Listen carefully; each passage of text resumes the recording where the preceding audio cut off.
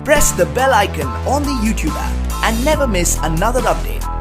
हमको बहुत नसीबों से चुराया है दिल मेरा, किस्मत की लकीरों से। जय हिंद। फिर से एक वही वीडियो में जो कि कल वीडियो आप लोग का यूट्यूब के चैनल पर अपलोड कर दिया गया है, उस वीडियो को आप देख सकते हैं। डिस्क्रिप्शन में उसका लिंक भी दिया गया है।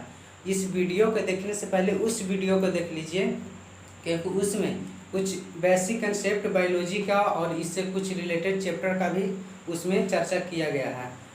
आप लोग पहला हम वीडियो अपलोड किए, आप लोग बहुत रिस्पॉन्स दिए, बहुत अच्छा ही रहा। इसके लिए सभी को, जितना देख रहे थे हमारा वीडियो और जो ना भी देख रहे थे, सभी को थैंक्स, मेरे तरफ से बहुत बहुत स्वागत है। तो चलिए आज हम उसी चैप्टर में कुछ जानेंगे। जैसे कि हम लोग कल क्या जानते हैं, कोशिकीय संरचना के बारे में। इसके आगे हम लोग जानेंगे इसी में लक्षण, सजीवों में चल रहा था कोशिकीय संरचना, जो कि पहला टॉपिक बताए थे कोशिकीय संरचना। इसके आगे हम लोग आज अध्ययन करेंगे। पहले हम उसको रिवाइज करवा देते हैं कोशिकीय संरचना का। तो चलिए रिवाइज करवा देते हैं। आप बिल्कुल टेंशन न लीजिए, टॉपिक सब मज़े मज़े कट जाएगा, यानी टेंशन लेने की कोई ज़रूरत नहीं है। तो बता देते हैं। कोशिका का कोशिकीय संरचना का अध्ययन किए थे, जो कि बता दिए थे कल ही, उसका पूरा डिटेल बता दिए थे कि कोशिका का खोज किसने किया था। कोशिका का खोज रॉबर्ट हुक ने किया था। कब किया था? तो 1665 ईस्वी में किया था। लेकिन इन्होंने मृत कोशिका का खोज किया था, जीवित कोशिका का नहीं। तब वैज्ञानिक जीवित कोशिका का खोज करने वाला आए लीवेनहॉक। ये दोनों जीवित कोशिका का खोज किए, लेकिन इन दोनों ने एक मृत कोशिका और एक जीवित कोशिका का खोज करके चले गए। लेकिन इसका प्रतिपादन कोई और दिया, यानी कि सिद्धांत कोई और दिए, जो कि दो वैज्ञानिक स्लाइडेन और स्वान ने। इसके बारे में हम कल और बताए थे कि सबसे पृथ्वी पर सबसे बड़ी कोशिका कौन सा होता है और सबसे छोटी कोशिका कौन सा होता है। तो सबसे बड़ी कोशिका और सबसे छोटी कोशिका बताए थे, जो कि पृथ्वी पर सबसे बड़ी कोशिका और सबसे छोटी कोशिका का अध्ययन कल कर चुके थे। आज भी बता देते हैं कि पृथ्वी पर सबसे बड़ी कोशिका है शुतुरमुर्ग का अंडा, जो कि लगभग 2 kg का होता है। और सबसे छोटी कोशिका पृथ्वी पर बोला जाए तो माइकोप्लाज्मा। और फिर इसके बाद हम लोग बात किए थे मनुष्यों में सबसे बड़ी और सबसे छोटी। तो मनुष्यों में सबसे बड़ी कोशिका किस में था, यानी मादा में था, और सबसे छोटी कोशिका नर में था। मादा में क्या था सबसे बड़ी कोशिका? तो उसमें क्या था? ओवम था, यानी अंडाणु था। नर में क्या था? तो शुक्राणु था, यानी स्पर्म था। इसके बारे में फिर हम सबसे बड़ी कोशिका और सबसे छोटी कोशिका, और इसके बाद हम सबसे लंबी कोशिका को जाने थे, जो कि था क्या? तंत्रिका कोशिका, जिसको न्यूरॉन भी कहा जाता था। न्यूरॉन में भी चित्र हम लोग पार कर समझा देते थे। कोशिका झिल्ली, सेल मेम्ब्रेन, इसके बारे में बताए थे। माइटोकॉन्ड्रिया, गोल्गी बॉडी, वेसिकल्स, इस सब को बताए थे। और प्रोटीन का ही बना होता है कोशिका झिल्ली। और बताए थे पेड़ पौधे में सेलुलोज पाया जाता है, जो कि हमारे खाने योग्य पदार्थ नहीं होता है, वो हमारे शरीर में नहीं पच सकता है, क्योंकि वो जानवरों का मुख्य आहार होता है। हम लोग का खाने के योग्य क्या है? ग्लूकोज हम लोग खा सकते हैं। ग्लूकोज हमारे शरीर में पचने की इम्यूनिटी रखता है, लेकिन सेलुलोज नहीं, क्योंकि सेलुलोज जानवरों के मुख्य आहार है। तो उसके बाद हम कोशिकीय संरचना का पूरा अध्ययन कर चुके थे। इसके बाद हम आज अध्ययन करेंगे इसके आगे जीव द्रव, जो कि एक में क्या था? एक में हम लोग पढ़े थे क्या? कोशिकीय सजीवों में क्या पढ़े थे? सजीव और निर्जीव चल रहा था। सजीव और क्या चल रहा था? निर्जीव। इसमें एक हम लोग पढ़ लिए थे, कौन?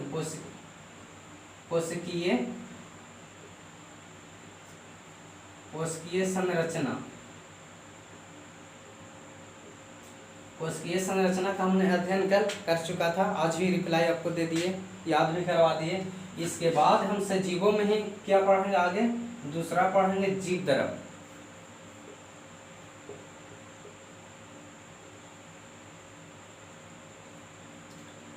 जीव द्रव सजीव में ही दूसरा अंतर हम लोग जानेंगे। जीव द्रव कि जीव द्रव क्या है और जीव द्रव किस में होगा, यानी कि जीव द्रव किस में होगा?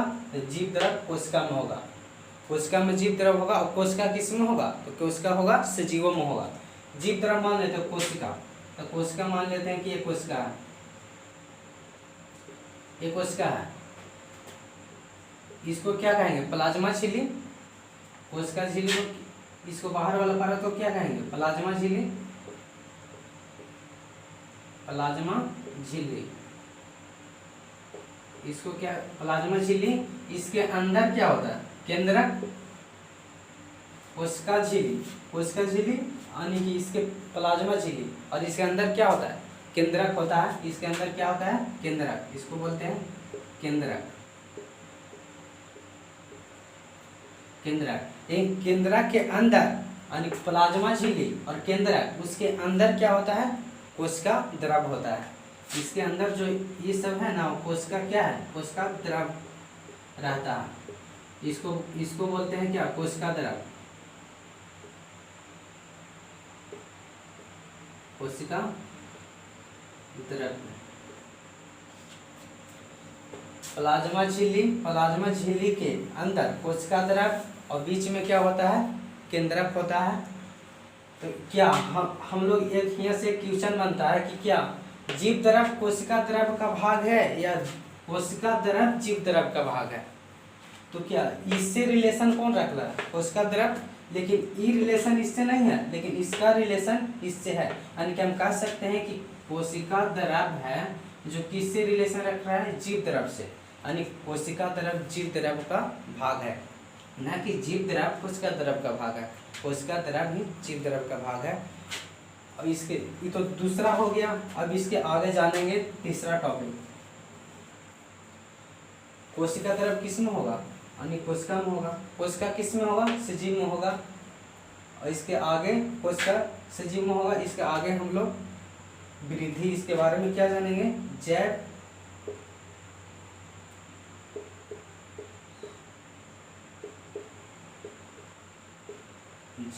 जैव रासायनिक अभिक्रिया।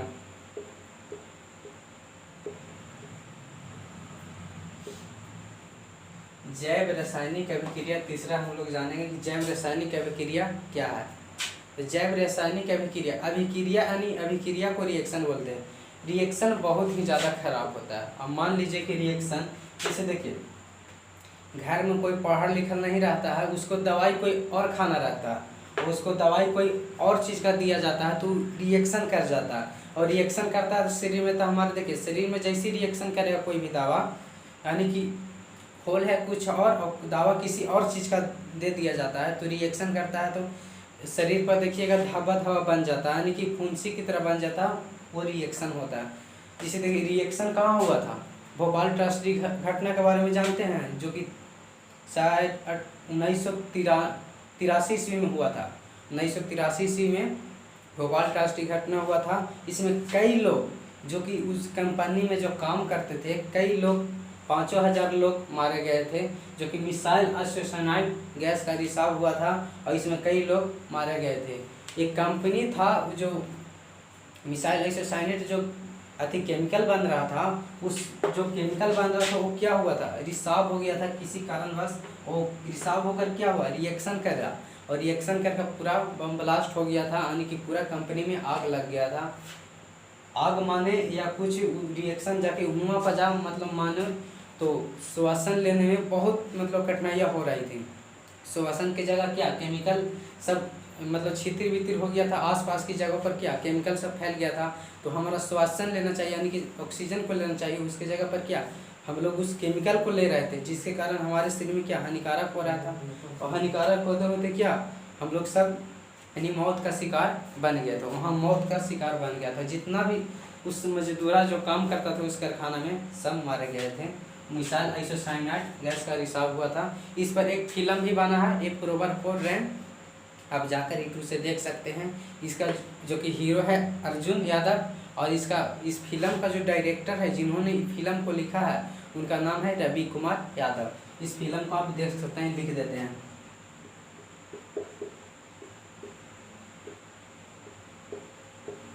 ये प्रोवर फॉर रैन आप जाकर मूवी देख सकते हैं। इसका डायरेक्टर रवि कुमार जिन्होंने मूवी को ये लिखा है, और इसका जो हीरो होता है वो है क्या अर्जुन यादव। इस मूवी को आप देख सकते हैं। भोपाल ट्रेजेडी घटना पर आधारित है, यानी कि मिसाइल आइसोसाइनेट गैस कैसे रिसाव हुआ था उसके बारे में बताया गया है कि मिसाइल आइसोसाइनेट आखिर रिसाव हुआ तो कैसे हुआ, कैसे 5,000 10,000 लोग उस कंपनी में मौत का शिकार हो गए। इसके बारे में इस फिल्म में पूरा डिटेल मतलब बताया जाता है, आप जाकर देख सकते हैं। ऐसे इस फिल्म का हम डिस्क्रिप्शन में लिंक डाल देंगे, आप इस फिल्म को देख लीजिएगा। तो चलिए हम लोग क्या अध्ययन किया, टॉपिक में क्या था, जैव रासायनिक अभिक्रिया, यानी कि जैव रासायनिक अभिक्रिया क्या होता है, प्लाज्मा झिल्ली और कोशिका द्रव और केंद्रक, इन बीचों का जो अभिक्रिया होता है ना उसी को जैव रासायनिक अभिक्रिया बोला जाता है। प्लाज्मा झिल्ली और कोशिका द्रव और केंद्रक, ये तीनों के बीच जो अभिक्रिया होगा, ये तीनों के बीच क्या होगा, अभिक्रिया, उसी को क्या बोलते हैं, जैव रासायनिक अभिक्रिया। जैव रासायनिक अभिक्रिया एक होता है, इसको क्लीन कर देते हैं, इसको आप जाकर देख लीजिएगा। जैव रासायनिक अभिक्रिया को और नाम से जाना जाता है, वो कि क्या है, उपचाय क्रिया, उपचाय क्रिया। उपचाय क्रिया के नाम से भी जैव रासायनिक अभिक्रिया को जाना जाता है। जैव रासायनिक अभिक्रिया किसको कहेंगे, प्लाज्मा झिल्ली, कोशिका द्रव और केंद्रक, इन तीनों के बीच जो अभिक्रिया होता है उसी को जैव रासायनिक अभिक्रिया बोला जाता है। जैव रासायनिक अभिक्रिया का दूसरा नाम क्या है, उपापचय क्रिया। उपापचय क्रिया किसमें होगा, इसका भी दो पार्ट होता है। उपापचय क्रिया का दो पार्ट होता है, एक क्या होता है, उपापचय क्रिया का दो पार्ट होता है, एक होता है उपचय, एक होता है उपचय और दूसरा क्या होता है, अपचय। एक उपचय और एक उपचय और दूसरा क्या है, उपापचय। अब इसको बारे में जानेंगे और इसको बारे में जानेंगे कि ये आखिर है क्या। तो इसको आप स्क्रीनशॉट ले लीजिए, इसको बारे में हम चर्चा ऊपर करने वाले हैं। चलिए क्लीन कर देते हैं। ये सब किस में हो रहा है, यानी कि सजीवों में हो रहा है। अभी निर्जीव का हम लोग बात नहीं किए, सब सजीव नहीं चल रहा है।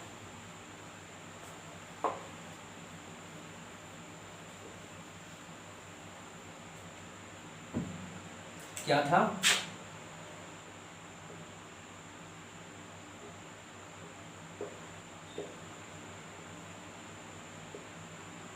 उपापचय क्रिया में क्या था, यानी कि इसको में क्या था, दो था, एक क्या था, उपचय, उपचय था एक, और एक था क्या, अपचय। उपचय अपचय किसको कहेंगे, उपचय भी होता है जो सजीव में ही होता है, और उपचय भी होता है जो सजीव में, अपचय भी होता है जो किस में, सजीव में होता है। यानी सजीवों का ही अध्ययन किया जा रहा है। तीसरा टॉपिक बना क्या, जैव रासायनिक अभिक्रिया, उसकी दूसरी नाम क्या, उपचय, उपचय क्रिया, यानी इसके दो होता है, उपचय एक अपचय होता है। उपचय किसको बोलेंगे, उपचय किसको बोलेंगे, अपचय किसको बोलेंगे। तो उपचय का मतलब होता है ना, मतलब किसी चीज को यानी कि निर्माण किया जाता है, यानी कि बनने की क्रिया हो कहते हैं। जैसे देखिए 1+1 क्या बना, तो ये बनने की जो क्रिया, ये निर्माण हुआ, इसी को उपचय बोलेंगे। और अपचय किसको बोलेंगे, यानी खंडित कर दिया जाए। खंडित कैसे करेंगे, इसी को खंडित कर देते। देखिए ये क्या है, निर्माण होकर दो आया, दो, और 1+ और 1+, एक क्या हो गया, एक खंडित हो गया, इसको क्या बोलेंगे, अपचय क्रिया बोलेंगे। 10वां में आप लोग का एक टॉपिक पढ़ना है क्या, क्लोरोफिल, यानी क्लोरोफिल किस में होता है, प्रकाश संश्लेषण पढ़ना है 10वां में एक टॉपिक। उसको रिएक्शन को हम लोग देख लेते हैं कि प्रकाश संश्लेषण आखिर कैसे होता है, वो 10वां में पढ़ना है। तो उसमें भी उपचय और अपचय, उपचय क्रिया में दोनों पढ़ना है। और उसमें क्या, क्लोरोफिल, क्लोरोफिल के कारण पेड़ पौधे की जो पत्तियां होता है वो हरा होता है, उसको रिएक्शन को उसमें पढ़ना। उपचय में होता है, जैसे देखिए 6CO2 प्लस के 12 H2O गिव टू डेट, प्रकाश के यानी प्रकाश के यानी सनलाइट की उपस्थिति में क्या, पर्णहरित या क्लोरोफिल।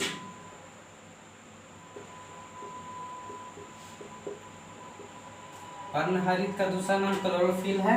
और इसको अभी माने कि यहाँ से क्या, यहाँ से अभी क्रिया कर रहा है, रिएक्शन कर रहा है, और रिएक्शन से क्या, एक निर्माण करेगा, जो कि निर्माण क्या करेगा, देखिए 6CO2 प्लस के 12 H2O, इन दोनों आपस में जब मिलेगा तो ग्लूकोज बनेगा। ग्लूकोज का सूत्र क्या होता है? C6H12O6। ग्लूकोज मिल जाएगा और यहाँ से निकल जाएगा क्या, पूरा भी क्रिया कर देते हैं, 6O2 प्लस के 12H2O, क्या 12H2O निकल जाएगा, नहीं 6H2O निकलेगा, यहाँ 6H2O निकल जाएगा, जो कि प्रकाश संश्लेषण में होता है। प्रकाश संश्लेषण किस में होता है? पर्णहरित या प्रकाश की उपस्थिति में प्रकाश संश्लेषण की क्रिया होता है। इसी के द्वारा भोजन जो होते हैं पेड़ पौधे ग्रहण कर पाते हैं, प्रकाश संश्लेषण की क्रिया से ही करते हैं। तो चलिए इतना हम लोग जान गए, इसको आप क्लीन कर देते हैं। इसको ये उपापचय होगा, यहाँ से रिएक्शन हुआ और बना क्या, ग्लूकोज बना, ये उपापचय हो गया। लेकिन अपचय क्या क्रिया है उसके बारे में जानेंगे। आप इसको उतार लीजिए।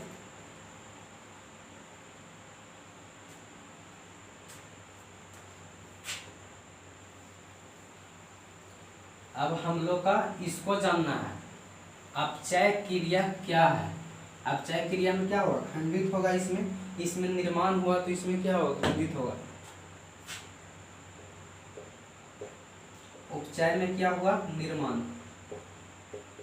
जो वो क्रिया किए तो क्या मिला, C6H12O6 यानी कि ग्लूकोज बना।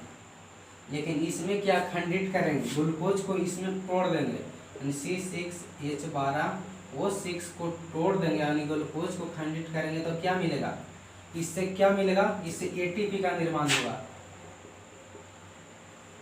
ATP मिलेगा। इससे यानी कि अपचय क्रिया में क्या होगा, ग्लूकोज का यानी तोड़ देंगे तो क्या निर्माण नहीं होगा, इसमें खंडित होने की क्रिया होता है, और खंडित होकर क्या ATP का निर्माण करेगा।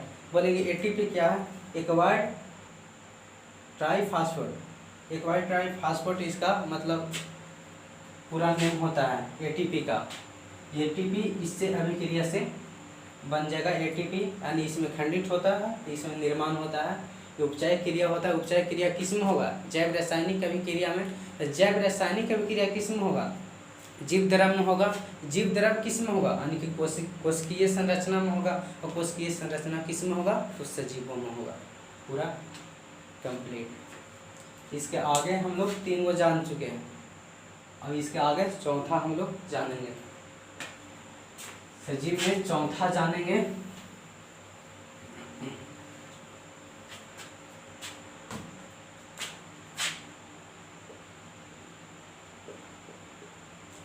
सजीव में चौथा क्या है, वृद्धि।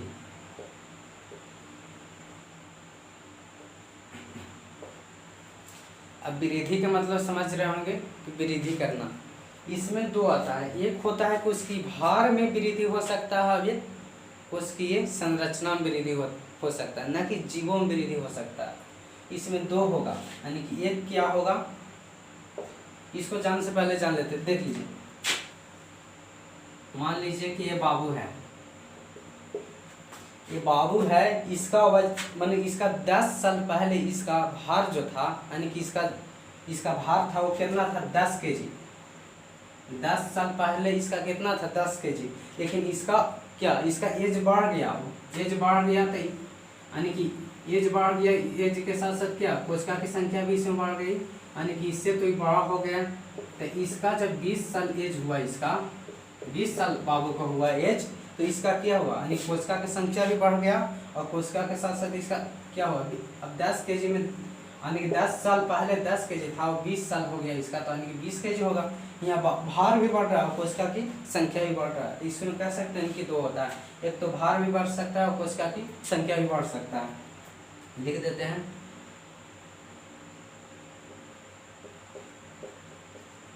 शरीर का भार भी बढ़ गया, यानी भार मतलब वजन, और इसमें क्या कोशिका का संख्या, कोशिका की संख्या। यहाँ पर जो लोग बहुत कंफ्यूज होते हैं, यहाँ कोशिका की संख्या ना बताकर कई लोग बता देते हैं कि जीव की संख्या बढ़ गया। क्या जीव पे कैसे संख्या बढ़ जाएगा, ये बाबू एक था का 2 हो गया, नहीं, इसका भार खाली बढ़ गया है, इसका वजन बढ़ गया है, क्या ये 2 नहीं हो चुका है। इसी यही था, लेकिन इसका जैसे जैसे विकास हुआ इससे कोशिका की संख्या बढ़ गया और इसका भार बढ़ गया, यानी कि इससे बड़ा हो गया, ना कि दुग हो गया। तो यहाँ कहेगा कि जीवों की संख्या बढ़ गया, तो बिल्कुल गलत है। कोशिका की संख्या बढ़ गया, ये बिल्कुल सही है। तो क्या सजीव वृद्धि आपसे क्वेश्चन पूछा जाता है, 11th में पूछा जाता है, कभी कभी ये 12th में भी क्वेश्चन आता है कि क्या वृद्धि सजीवों का विशेष लक्षण है या नहीं। तो कहेंगे कि वृद्धि जो है सजीवों का विशेष लक्षण नहीं है, क्योंकि ये वृद्धि करना ये तो क्या मानव में हो रहा है, क्या ये निर्जीव में भी होता है वृद्धि करना। जैसे बताइए ये क्या है, मान लीजिए कि रेत का टीला है राजस्थान में क्या बालुवट ज़्यादा रहता है, रेगिस्तान उसको बोला जाता है। ये रेत का टीला है, और जब हवा इसमें बाहर से आया, हवा मतलब चली, तो हवा चलते रेत का टीला क्या, अरे यहाँ से यहाँ हो जाएगा, रेत का टीला में क्या वृद्धि होगा। और रेत का टीला बोलेंगे क्या, वो तो निर्जीव है, लेकिन यहाँ किसका बात हो रहा है, सजीवों का बात हो रहा है, न कि निर्जीव का। तो निर्जीव में भी वृद्धि हो रहा है, लेकिन ये वृद्धि कौन सा हो रहा है, बाहरी हो रहा है या आंतरिक हो रहा है। इसको कहेंगे कि बाहरी रूप से वृद्धि हो रहा है, यानी कि निर्जीव में ही वृद्धि होता है, यानी कि वृद्धि है जो सजीवों का विशेष लक्षण नहीं है। वृद्धि क्या सजीवों का विशेष लक्षण नहीं है। ये हम लोग चौथा जान गए। इसके आगे हम लोग जानेंगे 5वां, जो कि है प्रजनन। तो इसको आप उतार लीजिए। 5वां जानेंगे सजीवों में क्या, प्रजनन।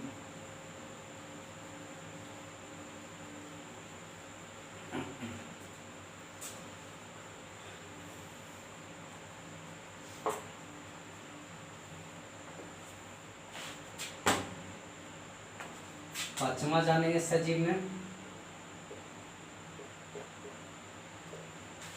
सजीव और निर्जीव। इसमें 5वां हम लोग जानेंगे क्या, प्रजनन। अब प्रजनन के मतलब ही समझ में आया होगा, क्या जनन करना, अपने संतान योग जनन करना। जिसे देखिए हम बताते हैं, ये क्या है, ये लड़का है, ठीक, और ये क्या है, लड़की है। ये लड़का है यानी मेल है, और ये फीमेल है यानी कि नर है, और ये मादा है। ये दोनों के बीच हम क्रॉस कराएंगे तो क्या इससे संतान जो जन्म लेगा, इससे जो संतान जो जन्म लेगा, क्या गधा जन्म थोड़ी ना लेगा, इससे जो संतान जो जन्म लेगा, यानी कि मानव है तो इससे मानव ही संतान जन्म लेगा, न कि इससे कोई बंदर जन्म ले लेगा। इससे बंदर लेगा नहीं, जन्म लेगा। लेकिन माना जाता है कि पूर्वज जो था, हमारे जो पूर्वज होते हैं वो क्या बंदर से ही होते हैं। उसी को हिप्पो यानी कि कुछ और नाम से भी जाना जाता है, यानी कि बंदर का ही प्रजाति हम लोग थे। यानी जैसे जैसे विकास हुआ आज हम मानव की श्रेणी में आ गए, और बंदर है जैसे जैसे उसका जो देखिए बंदर में क्या होता है, पूंछ रहता है ना, पूंछ और रीढ़ का हड्डी का मतलब मजबूत करता है। उस मतलब पूंछ को हटा दिया जाए तो बंदर भी सोझा हो सकता है। यानी कि बंदर कैसे रहता है, नींव पे चलता है, उस पूंछ को हटा देंगे तो बंदर यानी कि सोझा चल सकता है। इसका हम क्रॉस कराएंगे, यानी कि नर और मादा दोनों का क्रॉस कराएंगे तो कोई मनुष्य होगा, जन्म लेगा क्या कोई मनुष्य, चाहे तो वो लड़का होगा या लड़की होगा, न कि यहाँ से गधा का जन्म होगा, बिल्कुल नहीं होगा।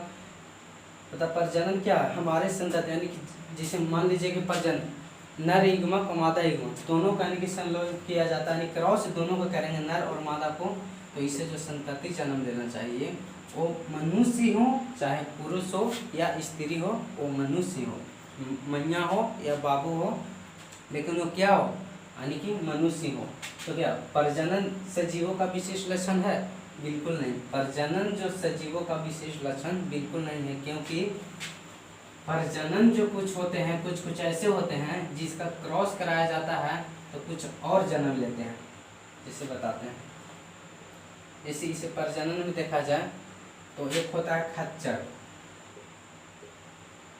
खच्चर का जन्म कैसे होता है, खच्चर का जन्म कैसे होता है, अब इसको क्रॉस करवाइएगा तो इसका मतलब इसका जो क्रॉस है जो अलग ही होता है।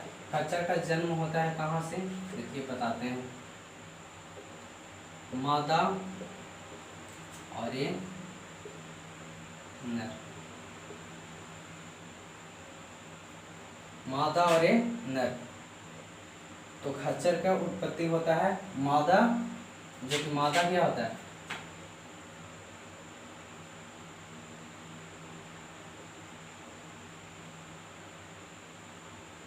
नर जो खोच होता है गधा होता है, नर क्या होता है गधा, लेकिन मादा क्या होता है, इसको डोंकी बोलते हैं इंग्लिश में। गधा को क्या बोलते हैं डोंकी, लेकिन मादा जो होता है वो क्या होता है हॉर्स होता है, हॉर्स यानी कि घोड़ा होता है। ये दोनों के बीच हम क्रॉस कराएंगे, ये दोनों के बीच क्रॉस कराएंगे तब खच्चर का निर्माण होगा। ये प्रजनन है, यानी कि सजीव का विश्लेषण कभी भी होगा, कभी नहीं होगा, क्योंकि प्रजनन के मतलब होता है कि जब हम क्रॉस यानी कि किसी दूसरे से कराएं तो हमारे संतान यानी कि हमारे जैसे ही संतान का जन्म हो, यानी कि जैसे हम क्या मनुष्य हैं तो मनुष्य का ही जन्म हो। लेकिन ये क्या है, ये खच्चर जो अलग जाति है इसका, देखिए खच्चर का जो जन्म होता है जो कि नर क्या होना चाहिए गधा और मादा क्या होना चाहिए घोड़ा, यानी दोनों के बीच क्रॉस कराएंगे तो खच्चर का निर्माण होगा। और इसको यानी कि दोनों के सिस्टम को बदल देंगे, इसका सिस्टम कुछ और इसका सिस्टम कुछ और, यानी दोनों के सिस्टम को बदल देंगे तो हीना का जन्म होगा। जैसे देखिए हीना का जन्म, हीना का ऐसे जन्म होगा यानी कि जैसे नर क्या है गधा, लेकिन नर के जगह पर क्या होगा घोड़ा हो जाएगा और इसके जगह पर ये हो जाएगा। जैसे देखिए बताते हैं, जैसे क्या होगा यानी कि मादा हो जाएगा, यहाँ पर जब पाई छूट गया है मादा और ये हो जाएगा नर। तो नर के जगह पर क्या होगा यानी कि घोड़ा हो जाएगा और मादा के जगह पर क्या हो जाएगा गधा हो जाएगा। इसके उल्टा हो जाएगा, यानी इसको बीच में हम क्रॉस कराएंगे तो क्या हिन्ना का जन्म होगा, यानी कि हिन्ना की उत्पत्ति होगा। इसका प्रजनन यानी कि प्रजनन का मतलब होता है कि हमारे संतान जैसे हम यानी कि क्रॉस करते हैं यानी कि नर और मादा, तो मनुष्य ही जन्म ले या बॉय हो या गर्ल हो। लेकिन इसका तो अलग है क्योंकि मादा क्या है घोड़ा, लेकिन नर क्या है गधा। ये दोनों के बीच क्रॉस कराएंगे तो खच्चर का निर्माण होगा। कुछ अलग ही इसका प्रजाति है। इसको आप क्लीन करते हैं। इसको में जो लास्ट हम जानेंगे वो है छठा, जो कि लास्ट होगा और ये वीडियो भी लास्ट होगी। इसके बारे में हम कल चर्चा करेंगे। सजीव में छठा हम लोग जाने क्या संवेदनशीलता। सजीवों में क्या संवेदनशीलता। इसके बाद हमारा टॉपिक चलेगा जो कि इसका मुख्य अंतर किस में चल रहा था सजीव और निर्जीव में, लेकिन अब हमारा टॉपिक जो इससे अलग चलेगा। इसमें क्या था संवेदनशीलता।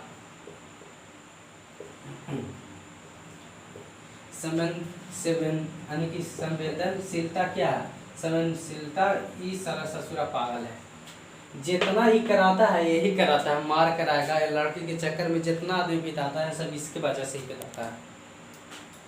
यानी जो कुछ भी कराता है मान लीजिए कि यही कराता है, इसको भूल जाओ, कुछ नहीं होगा लाइफ में।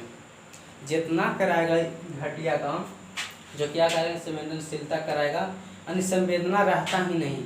जैसे हम लोग बैठा रहते वैसे रहते, न अट्रैक्शन होता न कुछ होता। जैसे बैठा रहते मान लीजिए कोना में, हमको कोई छुओ करता था कोई कुछ पता ही नहीं लगता।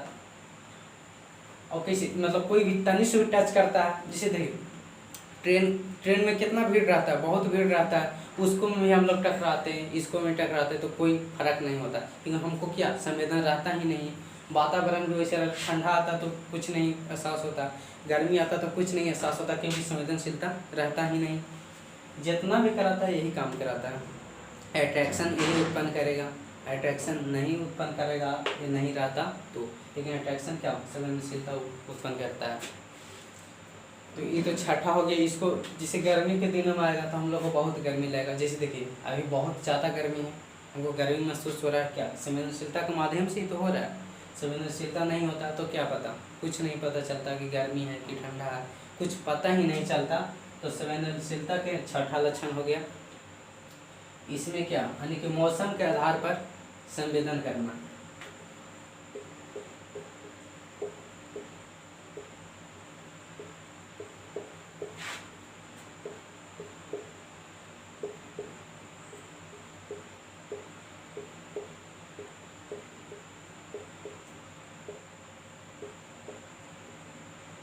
संवेदन करना।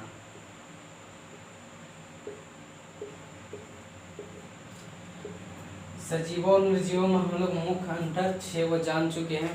क्या संवेदनशीलता सजीवों का विशिष्ट लक्षण है? तो बोलेंगे कि हाँ, संवेदनशीलता जो है, संवेदनशीलता वो सजीवों का विशिष्ट लक्षण है। क्योंकि मार्कर क्या है? मार्कर तो निर्जीव है। मार्कर को हम ऐसे रख देंगे, इसमें कितनों गर्मी या इसके सामने कोई भी आ जाएगा तो इसका कोई फर्क पड़ने वाला है? कोई नहीं, क्योंकि इसमें संवेदन करने की क्षमता, कितनों गोड़ इसके सामने लड़की आ जाएगा पेन के सामने, तो क्या इसका अट्रैक्शन होने वाला है? बिल्कुल नहीं होगा, इससे कोई अट्रैक्शन नहीं होगा। लेकिन हम लोग में क्या, हम लोग में अट्रैक्शन होता है, लेकिन हम लोग क्या कहते हैं कि प्यार होता है। प्यार ससुरा गलत है, प्यार होता ही नहीं है, अट्रैक्शन होता है। जैसे एक बात हमको बताइए कि अगर प्यार होता, जितना यानी कि प्यार होता तो माँ घर में रहती है और बहन रहती है, अगर वो कपड़ा छोटा पहन कर आता है तो क्या हम लोग के अंदर फीलिंग होता है? बिल्कुल नहीं होता है। अगर वही किसी दूसरा लड़की आवे तो हम लोग क्या उसको गलत निगाहों से देखता है, यानी कि हमको जो होता है, जो अट्रैक्शन, हम लोगों का क्या होता है? अट्रैक्शन होता है।